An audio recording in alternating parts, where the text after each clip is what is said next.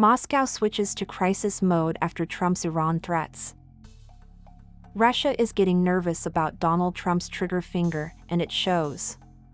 Comments from Deputy Foreign Minister Sergei Ryabkov, warning the U.S. against joining Israel's military campaign, betray Moscow's growing unease that it could be about to lose its closest Middle Eastern ally.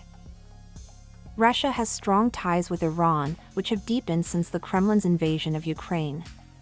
These were formalized in a strategic partnership pact the two countries signed at the start of the year. So, at first, Russia seemed to view its allies' conflict with Israel as an opportunity to gain leverage. The Kremlin was quick to offer its services as a potential mediator. If Vladimir Putin could persuade Tehran to back down and return to nuclear talks with Washington, he'd potentially have a favor to cash in with the White House over its military support for Ukraine. But the offers to mediate fell on deaf ears.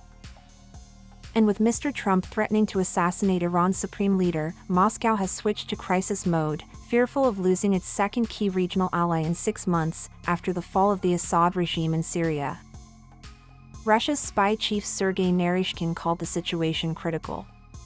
And, according to Ministry of Foreign Affairs spokeswoman Maria Zakharova, the world is millimeters away from catastrophe due to Israeli strikes on Iran's nuclear facilities.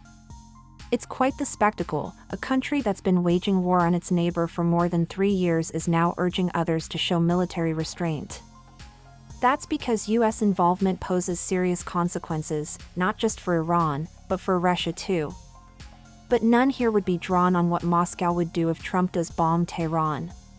She wasn't even able to say whether it would constitute an escalation, when the whole world can see that it would.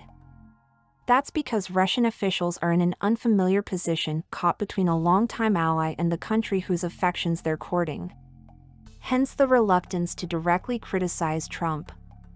I think they're also waiting to see what Russia's president will say when he addresses news agencies later on Wednesday evening. So far, in public at least, he's remained silent.